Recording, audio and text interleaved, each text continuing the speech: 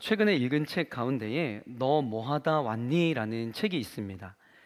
이 책을 읽으면서 제 마음 가운데 다시 한번 심령이 뜨거워지는 것을 경험할 수가 있었는데요. 책의 저자인 이 이은상 선교사님과 지금은 고인이 되신 그의 남편 황희철 목사님, 이 부부 선교사님은요, 세상적으로 말하면 정말 남부러울 것 없는 인생이었습니다.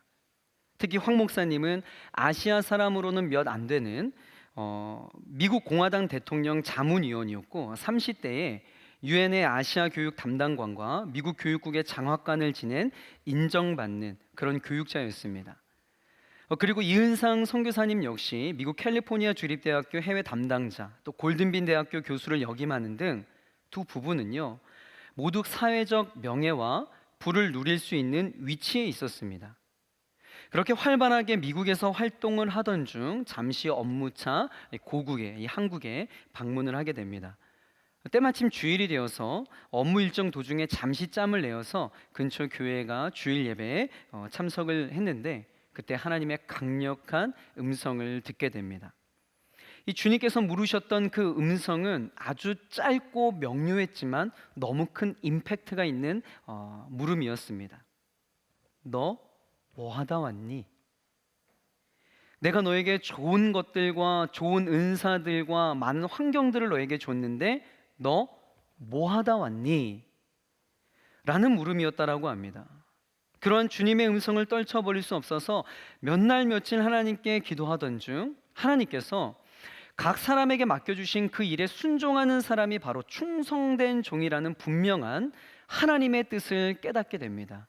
그리고 선교사님 부부는 쉽진 않았지만 그 하나님의 부르심에, 그 하나님의 음성에 순종하여 그 모든 미국에서의 삶을 정리하고 아무도 가지 않는, 복음이 들어가지 않는 그 선교지를 다니며 복음 전도자의 삶을 살아가는 내용을 담은 책이 바로 너 뭐하다 왔니? 라는 책의 내용입니다.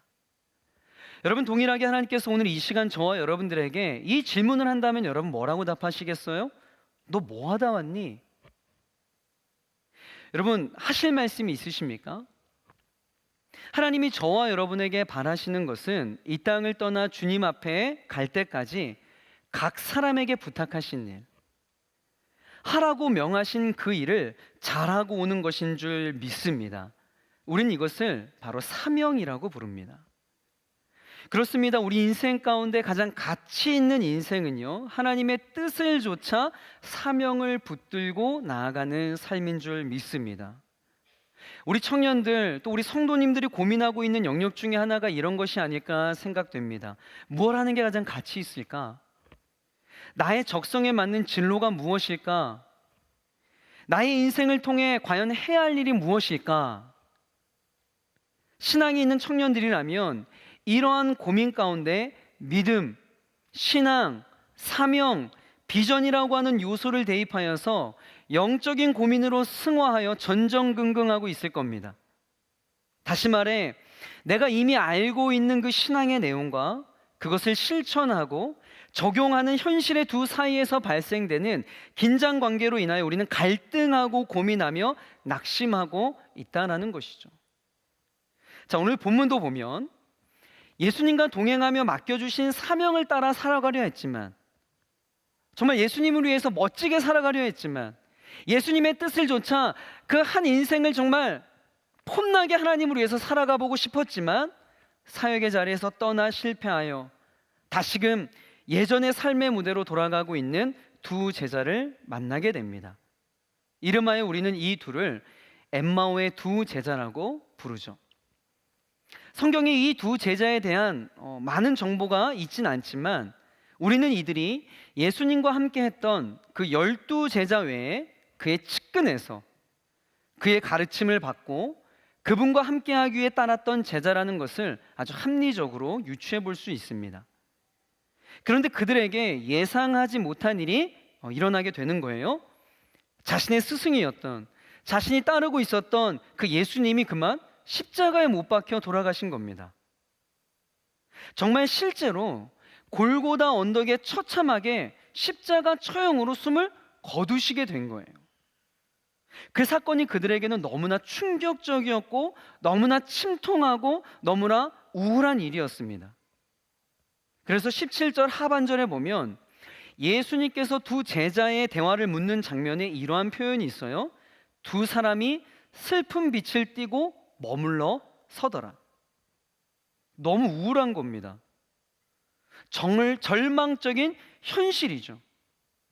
주님이 죽으셨다는 사실이 이들에게는요, 정말 끝으로 다가왔던 거예요. 그래서인지 이들은 지금 사명의 자리를 떠나 엠마오로 낙향하고 있었던 겁니다. 이 부분을 여러분 메시지 성경은요, 좀 더 리얼하게 우리들에게 표현을 하고 있는데 이렇게 표현을 합니다. 그들은 가장 친한 벗을 잃은 듯한 침통한 얼굴로 그 자리에 멈춰 섰다.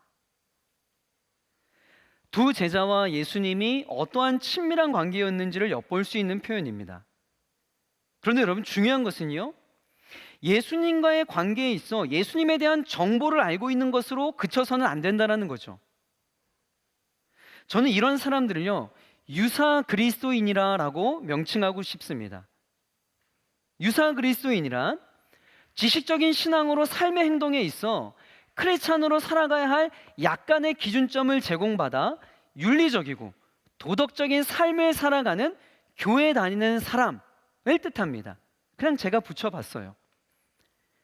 그러나 중요한 것은 예수님이 정확히 어떠한 분이고 나와 무슨 상관이 있으며 그가 이 땅에 오신 목적과 십자가의 죽으심이 과연 나와 무슨 상관이 있느냐, 그 사건이 과연 나와 어떠한 연결이 있는가, 연관이 있는가, 이걸 분명하게 알고 신앙생활을 해야 된다는 거예요.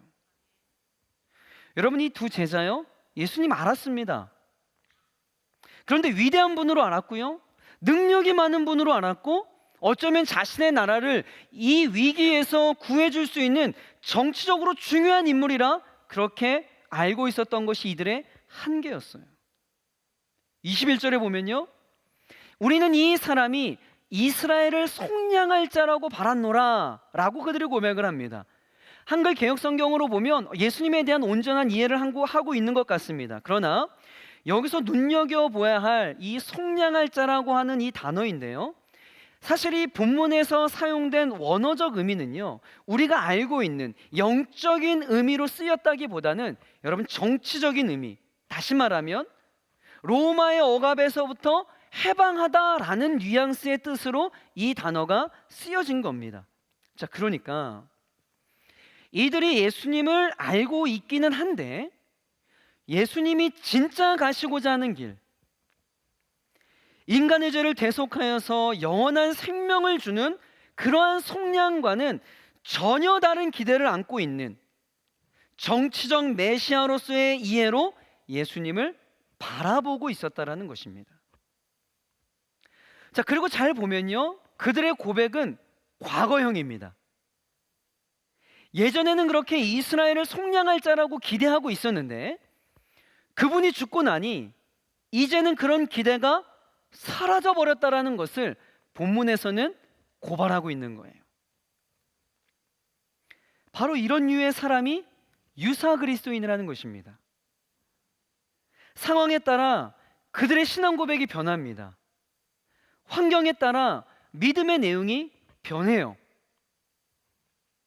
이런 자들에게는 여러분, 죄송하지만 능력이 나타나지 않습니다.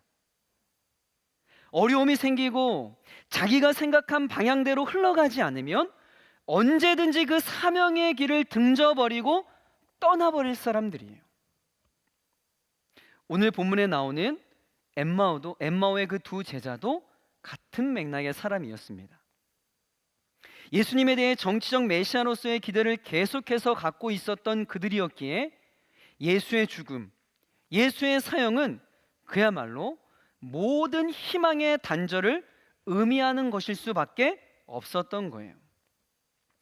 그런데 여러분, 정말 안타까운 것은 교회 공동체에 이런 류의 그리스도인들이 정말 많다라는 겁니다. 유사 그리스도인. 내가 생각하는 하나님, 내가 만들어낸 하나님, 내가 원하는 모습의 하나님에서 조금이라도 엇나가거나 또 자신의 계획대로, 자신의 뜻한 바대로 그 일이 진행되지 않으면 하나님을 등져 버립니다. 데이터로도 그것이 증명되고 있어요. 코로나로 인해 최근에 청년들이 사명의 자리, 예배의 자리를 떠나 엠마오로 낙향하고 있다는 것을 각종 기관의 그런 교회 정보 데이터를 통해 저희는 확인하게 되는 거예요.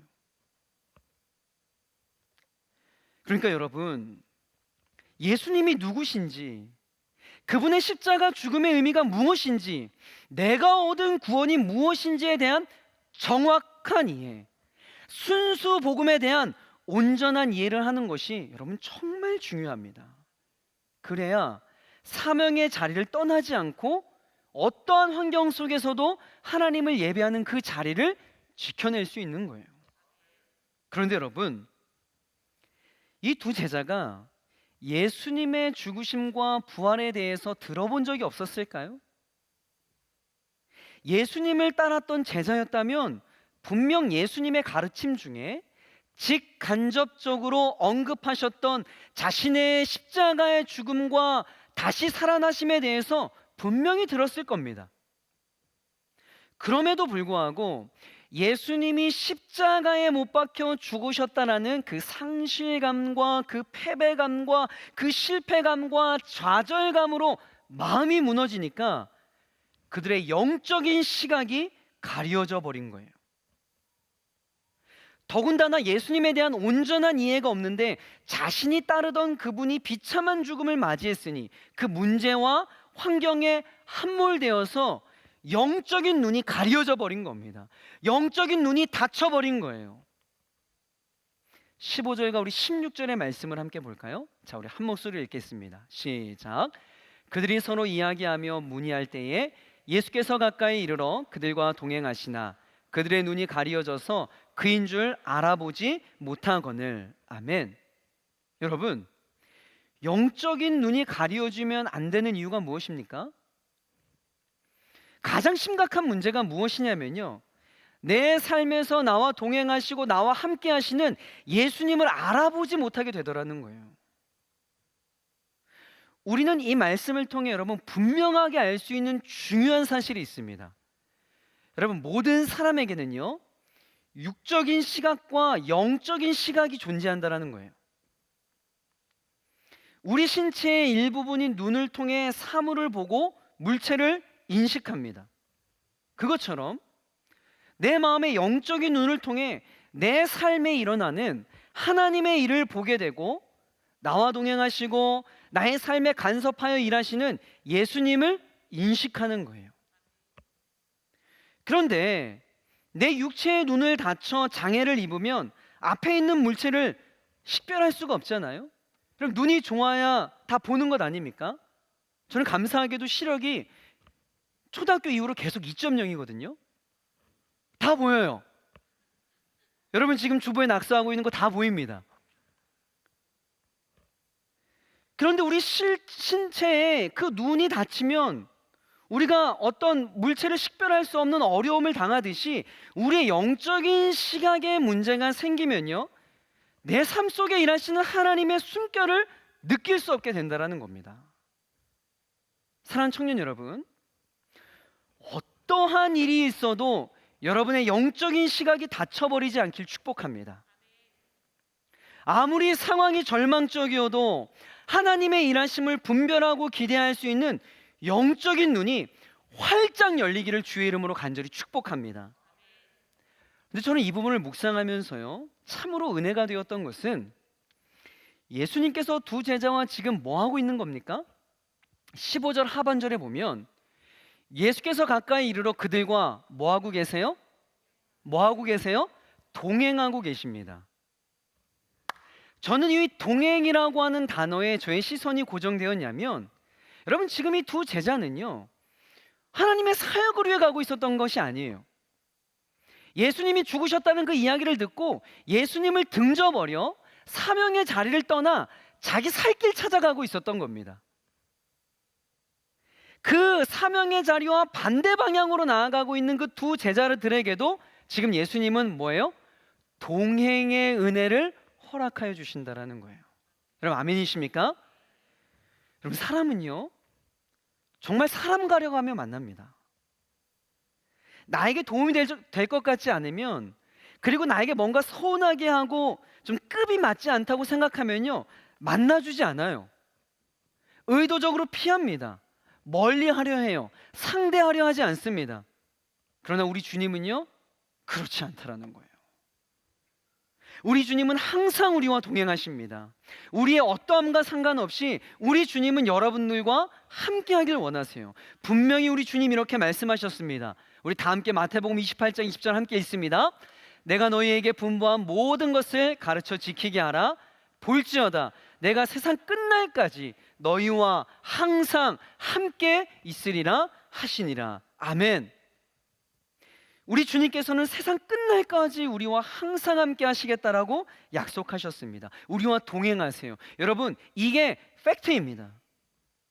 그런데 문제가 무엇이냐면, 우리의 영적인 눈이 어두워져서, 영적인 눈이 가리워져서 나와 동행하시는 그 예수님을 인식하지 못한다라는 거예요. 이처럼 우리의 영적인 시각이 매우 중요하다고요.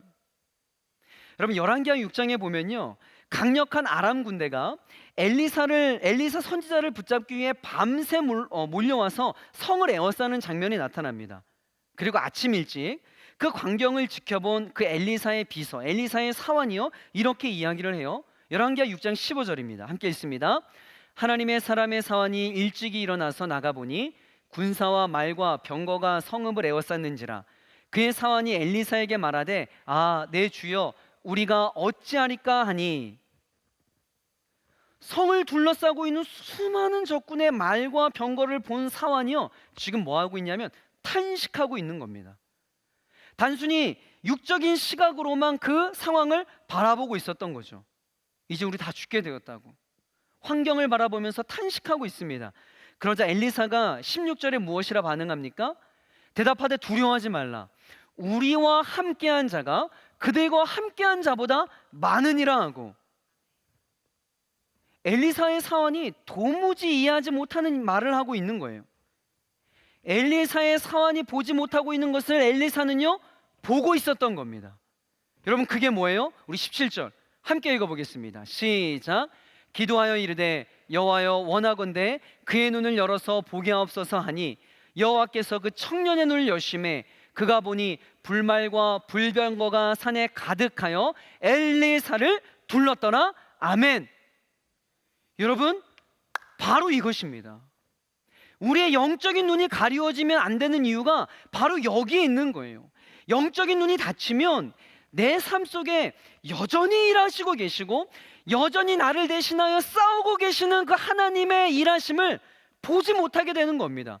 그러니까 그저 육신의 눈으로 바라본 것이 전부인 줄 알고 낙심하고 절망하고, 하나님 나와 함께 하지 않으셔, 하나님 나를 버리셨어, 이렇게 오해하며 탄식하며 살아갈 수밖에 없는 그런 불행한 인생이 된다는 거예요. 그럼 마찬가지죠. 엠마오 두 제자도 지금 그들 곁에 계신 예수님과 함께 지금 대화를 주고받고 있음에도 불구하고 그들의 영적인 눈이 가려져 버리니까 그분이 예수님인 줄 모르는 겁니다.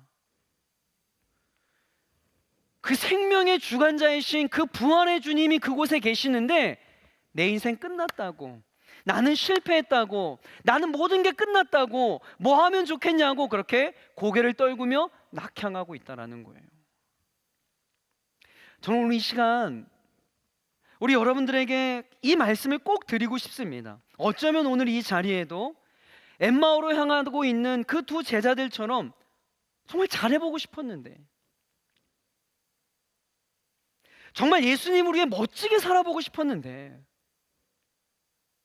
예수님을 따라 사명의 삶을 살아보고 싶었는데, 저런 삶의 이유와 실패감과 상실감과 좌절감과 그 현실의 높은 벽에 빠져서 하나님이 나와 함께하지 않는다라는 심각한 오해 속에 허덕이고 있는 지체들이 있을 겁니다. 여러분, 그건 사실이 아니에요.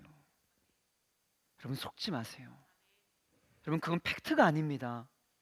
여러분의 무너진 감정과 뭘 하려 해도 뜻대로 되지 않는 현실의 절망 때문에 여러분의 영적인 눈이 가리워져 여전히 동행하시는 우리 주님을 느끼지 못하고 있을 뿐이에요. 오늘 예배를 통해 단 한시도 여러분 곁을 떠나지 않았고 언제나 여러분 곁에서 일하고 계셨던 하나님의 숨결을 다시금 느끼는 저와 여러분 되기를 주님의 이름으로 간절히 축복합니다. 여러분, 그렇다면 영적인 시각이라는 것이 이처럼 중요한 일인데, 그러면 어떻게 해야 우리의 닫혀있는, 우리의 닫힌 영적인 눈을 뜨게 할 수 있을까요?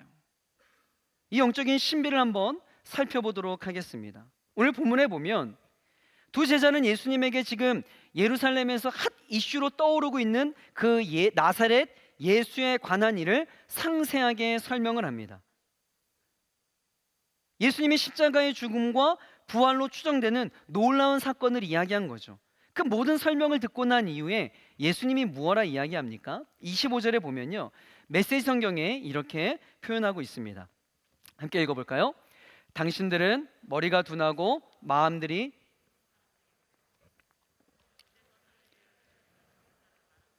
단순히 믿지 못합니까? 아멘. 여러분, 사실 이 말씀은 이렇게 읽어서는 안 돼요.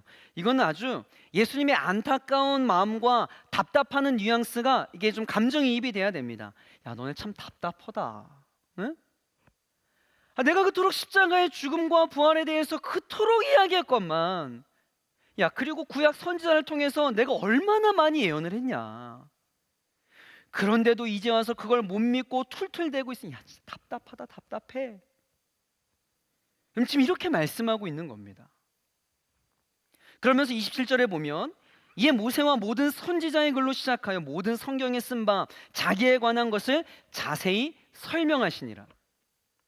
여러분, 예수님이 지금 뭐 하고 계신 겁니까? 성경 과외 선생님이 되어가지고 모세의 책들로 시작해서 예언서와 예수님을 언급한 성경 구절들을 하나하나 짚어주면서 예수님의 십자가 사건과 부활의 사건에 대해서 그 엠마오 두 제자들에게 설명해주고 있는 거예요. 바이블 스터디하고 있는 겁니다. 그런데 여러분, 이 부분에서 우리가 좀 잘 생각해 볼 그 대목이 있습니다. 지금 예수님께서 그렇게 성경의 내용을 일일이 살피면서 설명하는 목적이 뭐예요? 자신이 십자가에서 죽음을 당하고 성경의 예언대로 사흘 만에 부활한 내가 그 예수다, 내가 그다라고 하는 것을 그들에게 입증하고 설명하려는 것이 목적 아니겠습니까? 그렇다면 무슨 뭐 예언서가 모세가 어쩌고 성경이 어쩌고, 여러분 굳이 이렇게 입 아프게 많은 시간을 들여서 설명할 필요가 뭐가 있어요? 더 직접적이고 더 직관적이고 더 그들이 쉽게 이해할 수 있도록 할 수 있는 방법이 있는데요. 뭐예요? 그냥 자신의 손 보여주시면서 구멍난 손 보여주시면 되는 거예요. 야, 이거 보면 생각나는 거 없어? 옆구리 들어가지고 창자국 보이지? 이거 야, 나사렛에서 창자국 난 사람이 또 누가 있겠어? 머리에 흔적과 상처를 보여주면서 이거 기억나는 거 없어? 그럼 구멍난 손, 창자국에 찔린 옆구리, 가시면류관의 흔적, 여러분 그거 그들에게 보여주면 되는 거 아니에요? 그게 가장 직관적인 거 아닙니까? 그게 가장 빠르지 않겠어요? 그게 제일 정확하지 않았을까요? 그런데 굳이 예수님께서는 그 현상을 통해서 설명한 것이 아니라 하나님의 말씀을 통해 설명하고 있다고요. 여기서 우리는요, 믿음의 실체, 믿음의 통로, 믿음의 수납 과정을 여러분 발견하게 되는 겁니다. 여러분, 믿음이라고 하는 것은요, 단순히 어떠한 현상과 어떠한 사건의 증거를 통해서 생겨나는 것이 아니에요. 믿음은 여러분 하나님의 말씀을 통해 형성되는 줄 믿으시길 바랍니다. 이미 우리에게는 예수님을 알고 믿을 만한 충분한 증거와 데이터가 마련되어 있어요. 구약의 선지자들이 예언한 구약 성경이 있고 예언의 성취로 예수님이 오셔서 기록된 신약 성경이 있습니다. 하나님의 언약의 말씀이 충분한 성경이 있는데도 이 시대의 사람들은 더 많은 증거를 요구하고 있어요. 더 많은 데이터, 믿을 만한 더 많은 다른 것들을 달라고 요구를 합니다. 여러분, 우리가 예수님의 부활을 여러분 어떻게 믿습니까? 예수님의 빈 무덤요? 막말로 해서 조작하면 되잖아요. 여러분, 우리는 그 현상을 통해서 예수님의 부활을 믿는 게 아니에요. 성경에 예수님께서 부활을 말씀하셨기 때문에 우리는 그 성경의 말씀을 토대로 예수님의 부활을 믿는 겁니다. 사랑하는 청년 여러분, 사랑하는 성도 여러분, 이 말씀을 가슴에 잘 새기시길 바랍니다. 최근에 제가 사역하고 있는 이 청년의 현장에서도 보면 기독교를 여러분 어떠한 증거주의, 현상주의의 맥락에서 접근하려고 하는 청년들이 너무나 많이 있어요. 이러한 데이터를 보니, 이러한 현상을 보니 하나님을 믿을 만한 분으로 내가 여기고 믿겠다. 여러분, 잘못된 접근이에요. 우리는 오직 말씀주의인 줄 믿으시길 바랍니다. 우리는 오직 하나님의 말씀을 통해 하나님을 만나고 하나님을 믿고 하나님을 신뢰하는 것입니다. 하나님의 말씀이 그 증거가 되는 거예요. 하나님의 말씀을 통해 여러분의 굳건한 믿음이 세워지기를 주의 이름으로 간절히 축복합니다. 요한복음 20장 31절에 보면 이런 말씀이 있는데요, 우리 함께 읽어보겠습니다. 시작. 오직 이것을 기록함은 너희로 예수께서 하나님의 아들 그리스도이심을 믿게 하려 함이요 또 너희로 믿고 그 이름을 힘입어 생명을 얻게 하려 함이니라. 여러분, 아멘이십니까?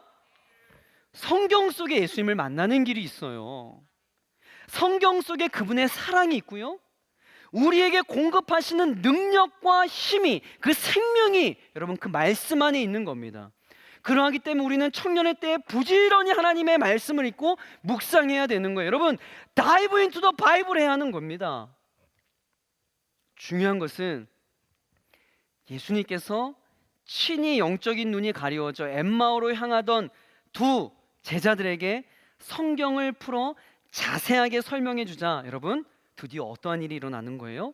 31절 읽겠습니다. 시작. 그들의 눈이 밝아져 그인 줄 알아보더니 예수는 그들에게 보이지 아니하시느니라. 할렐루야.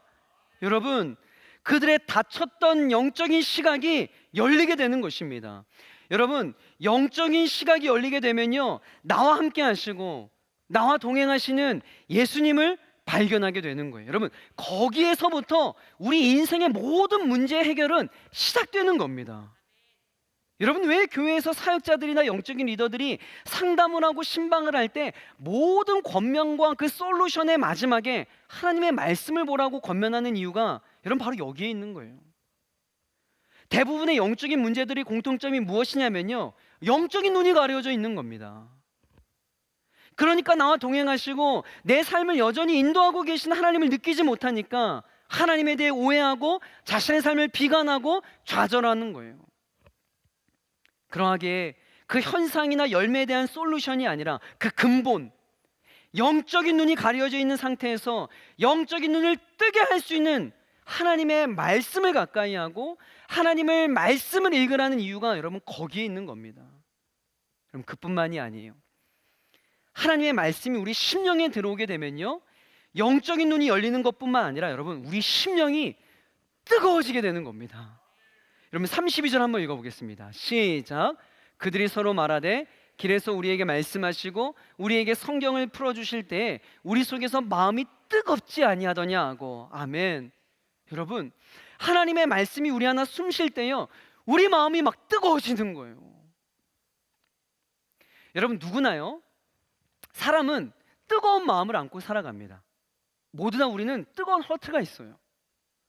어떤 사람은요, 주식에 미쳐 있는 사람은 급등하는 그래프를 보면 막 가슴이 뜨거워집니다. 부동산에 마음이 팔린 사람들은요, 자기 지역의 그 아파트 값이 오르면 막 가슴이 뛰는 것을 느껴요. 여러분, 고백하건대 제가 한참 당구에 미쳐 있을 때가 있었거든요. 교실의 칠판을 보면 막 그 사각형이 당구 그 다이로 막 보이는 거예요. 막 마음이 뜨거워집니다. 지금은 아니에요. 누구나 사람마다 자기 마음 가운데 뜨거운 그 무언가가 있다고요. 누구는 음욕에 뜨거운 마음을 품고 살아갑니다. 누구는 취미 생활에 그 마음을 뜨거워지게 살아갑니다. 여러분, 하나님의 사람들인, 그렇다면 하나님의 사람들인 이 시대의 남은 자인 저와 여러분은 무엇으로 마음이 불타야겠어요? 하나님의 말씀으로 여러분의 심령이 뜨거워지는 것을 경험하길 주의 이름으로 간절히 축복합니다. 생명되는 그 복음의 능력을 전하지 않고서는 그 견딜 수 없는 여러분 그 복음에 대한 열정이 있어야 돼요. 우리 오륜의 성도들, 또 우리 사랑하는 렘청 여러분, 하나님의 말씀으로 심령이 뜨거워지길 주의 이름으로 간절히 축복합니다. 그런데 제가 오늘 여러분들에게 정말 말씀드리고 싶은 것은, 왜 우리가 하나님의 말씀을 통해 마음이 뜨거워져야 하느냐? 여러분, 마음이 뜨거워지면요 행동하게 되어 있어요. 수업이 끝나자마자 당구장으로 바로 달려가는 행동이 있습니다. 여러분, 우리 심령 가운데 말씀으로란 불이 타잖아요. 행동하는 변화가 있어요.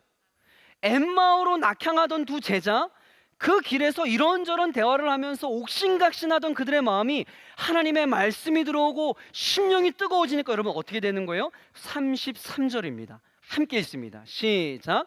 곧 그때로 일어나 예루살렘에 돌아가 보니 11 제자 및 그들과 함께한 자들이 모여 있어. 아멘. 여러분, 곧이라고 하는 표현은요 지체하지 않았다라는 겁니다.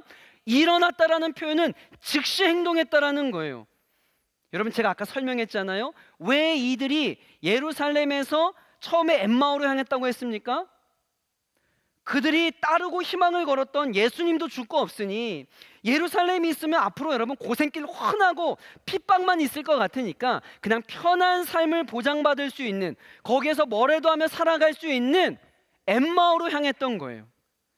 그들에게 닥칠 고난을 피하였던 거죠. 그런데 갑자기 엠마오에서 방향을 틀어 예루살렘으로 돌아섰다라는 것은 여러분 무엇을 의미하는 거겠어요? 편안한 삶을 포기했다라는 겁니다. 불편하지만 고통당해야 하는 이유가 있고, 내 삶에 고난과 핍박을 받아도 괜찮은 이유가 생겼기 때문에 다시금 예루살렘으로 여러분 돌아섰다라는 거예요. 달리 표현하면 사명의 자리에 있어야 할 분명한 이유가 생겼기 때문에 그들은 다시금 사명의 자리인 예루살렘으로 돌아섰던 거죠. 사랑하는 청년 여러분, 사랑하는 성도 여러분, 명심하십시오. 아무리 우리의 삶이 편하고 안락하고 안정을 보장받아도 그 일의 가치를 느끼지 못하고 그 인생의 의미를 발견하지 못하면 여러분 정말 불행한 삶일 것입니다. 그러나 조금 어려워도, 좀 내 삶이 불편해도 그 일에 가치가 있고 의미를 발견할 수 있다면 여러분 그 일이 가장 복된 삶이에요. 더 나아가 그 가치 있는 일에 기꺼이 내가 죽을 수 있다는 확신을 가지고 살아가는 삶이 여러분 가장 복된 삶인 줄 믿으시길 바랍니다. 어떤 목사님의 설교 중에 이런 이야기를 들었던 것이 제 마음에 큰 울림으로 남아있는데요, 여러분, 설교의 황태자라고 불리우는 스펄전 목사님이 이런 말을 했다고 합니다. 누가 나더러 황금 면류관을 쓰고 한 나라의 제왕이 되라고 말한다면 나는 그에게 이렇게 대답할 것입니다. 그렇게 사소한 일을 위해 애쓸 시간이 없다고 말합니다. 한 나라를 다스리는 왕이 되기보다 왕이신 그리스도를 전하는 노예가 되겠습니다. 여러분, 저와 여러분이 이러한 삶을 살아야 하지 않겠습니까? 여러분, 괜찮아요. 지금 여러분들이 엠마오로 낙향하고 있었다 하더라도 여러분 괜찮습니다. 이제 돌이키시면 돼요.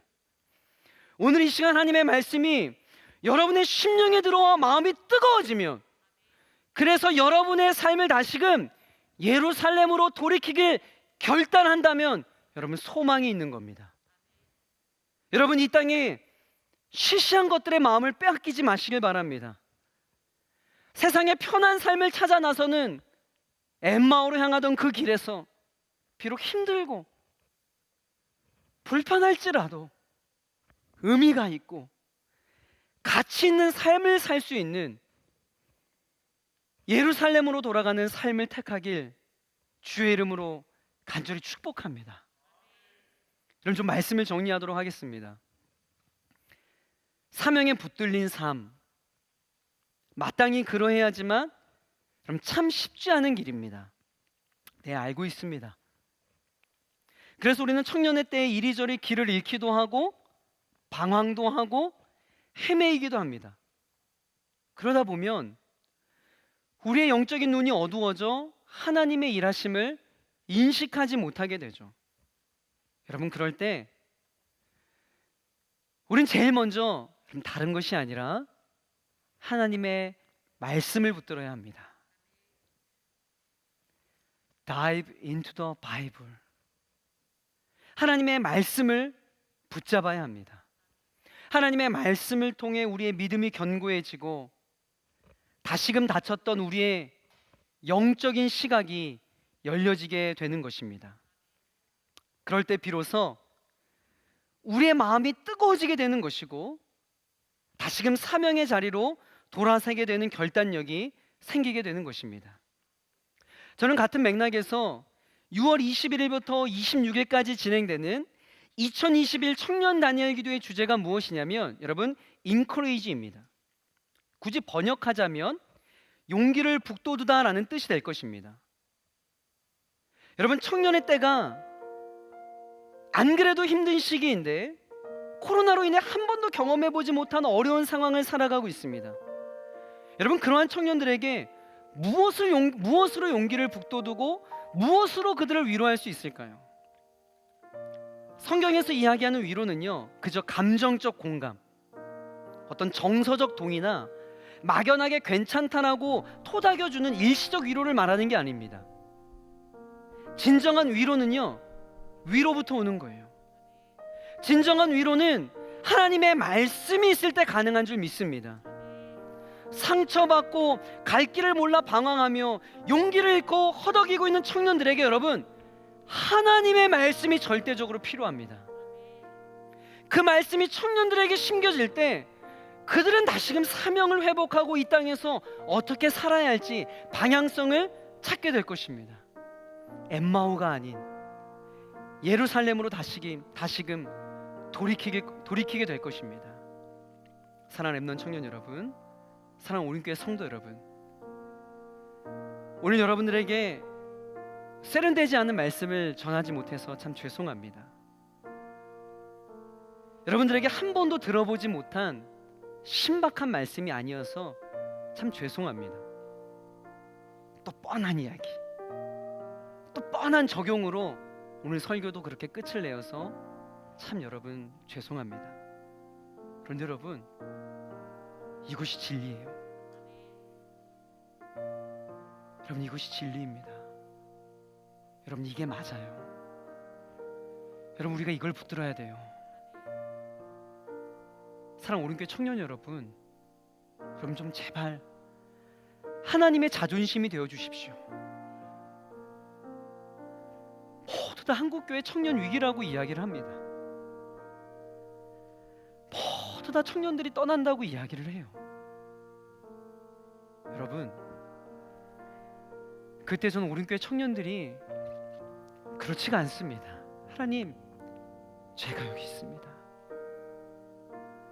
모두 다 하나님 말씀 타협하고 세상의 유익한 것들을 쫓아 그렇게 엠마오로 향해 나아가고 있지만 주님, 저는 그러지 않았습니다. 하나님, 저는 여전히 이 예루살렘에서 주님 말씀 붙들고 세상 사람들이 나를 보고 미련하다라고 손가락질해도 하나님, 저는 그 자리를 지켰습니다. 여러분, 좀 하나님의 자존심이 되어주시길 주의 이름으로 축복합니다. 여러분이 이 땅의 희망이고요, 여러분이 한국교회의 소망입니다.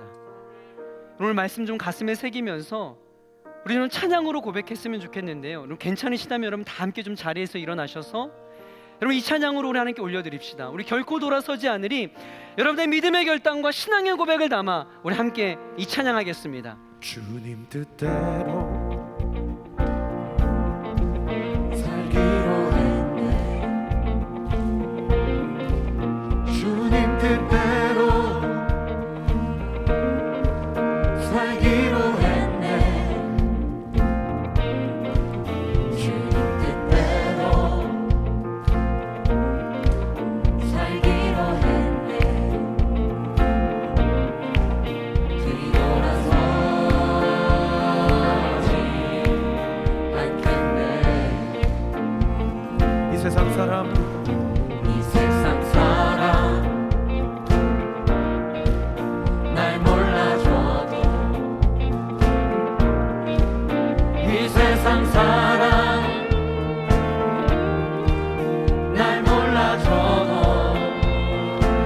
세상 사람 이 세상 사람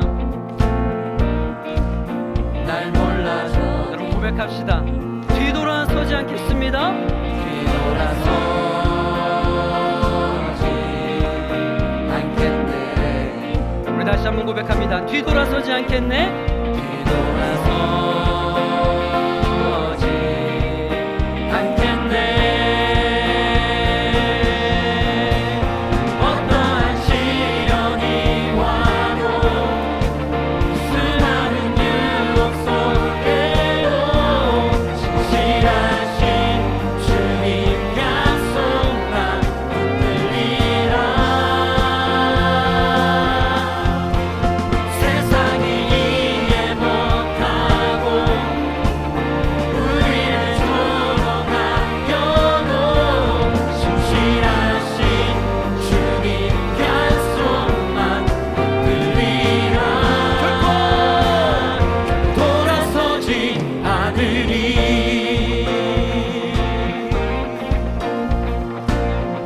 우리 3절 고백합시다. 세상 등지고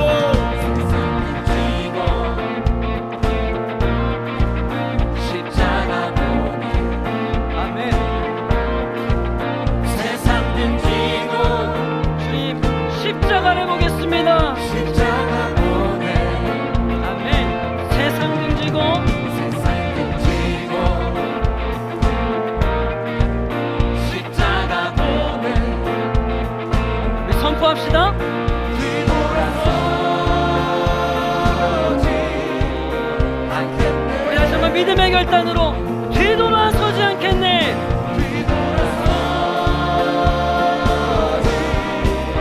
않겠네 우리 선포합시다.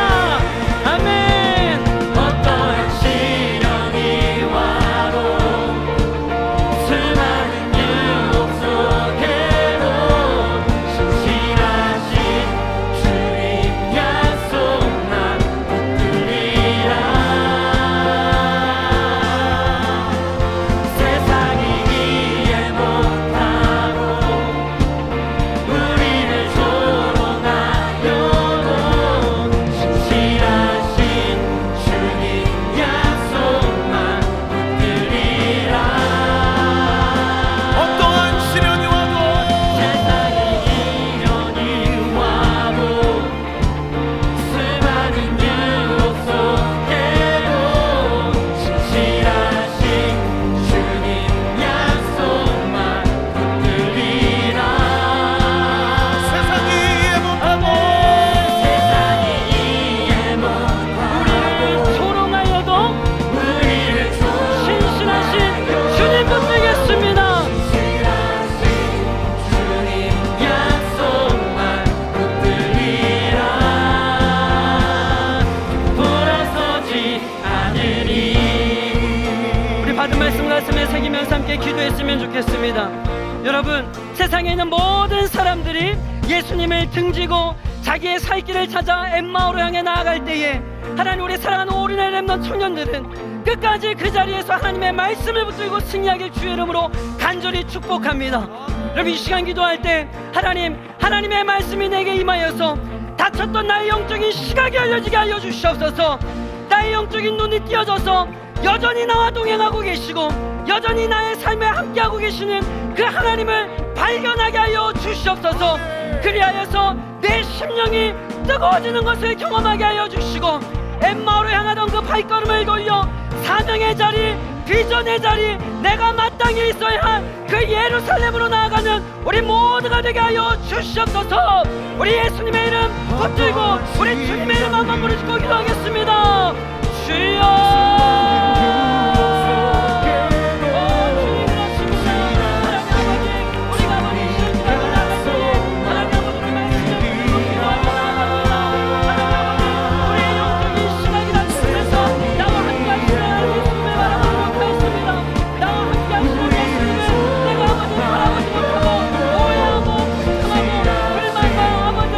정말 신랑과 낭만과 이렇게 살았습니다.